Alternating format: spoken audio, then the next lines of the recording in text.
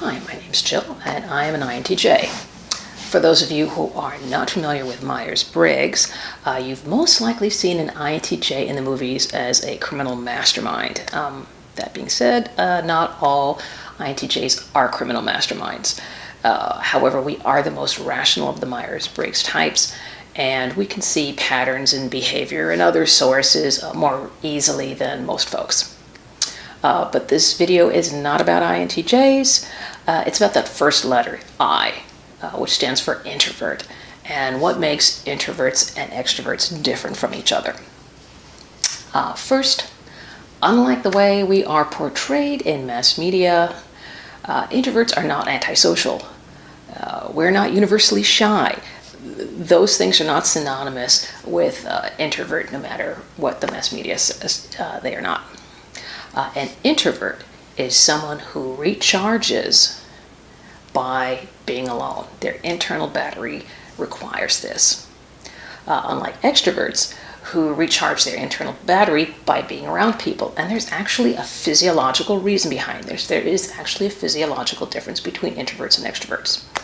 An introvert's neurotransmitter is acetylcholine. Acetylcholine is what brings your body back to its resting state after a startlement or a scare. An extrovert's neurotransmitter is dopamine. Dopamine is produced when there is a lot of outside stimulation, or when you fall in love, or apparently when you eat chocolate. But it has to keep being produced. So an extrovert requires this stimulation of external, pretty much constantly, except when they're asleep, I suppose, so that they can continue to manufacture their neurotransmitter. And this is why extroverts have a difficult time being by themselves. That gives them the fidgets. Whereas, that's what an introvert craves, is their alone time.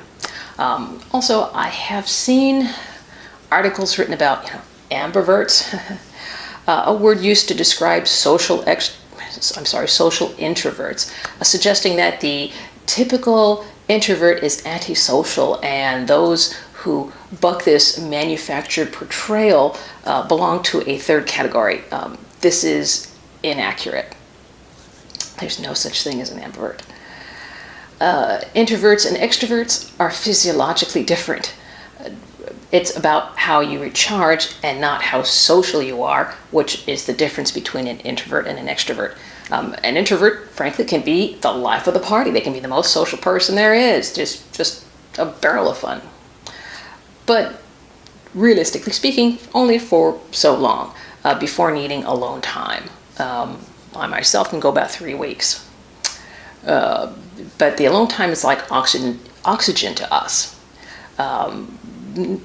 Not getting any alone time for an extended period of time actually makes us feel a little physically unwell. But however, you get that alone time and we're ready to go. So at this point, hopefully you have enough information to, when you ponder this, to figure out whether or not you are an introvert or extrovert, unless you already know. However, in case you're wondering, how can you figure out if somebody else is an introvert or extrovert, there's actually a very easy test. That is, have a conversation with them. If they're an introvert, when they're talking to you, they're going to find it very difficult to stare at you the entire time they're talking. In case, if you've noticed, even talking to this camera, I have to collect my thoughts every once in a while and look at one side or the other of the camera. It's very uncomfortable. However, when an introvert is listening to you, it's very, very comfortable for them to just stare at you the entire time. Very comfortable. For extroverts, while they're talking to you, while they're doing the talking, it's very comfortable for them to look at you the entire time. However, when you're talking, their eyes are going to wander because they need that additional stimulation to keep creating their neurotransmitter. So they're going to, look around while you're talking.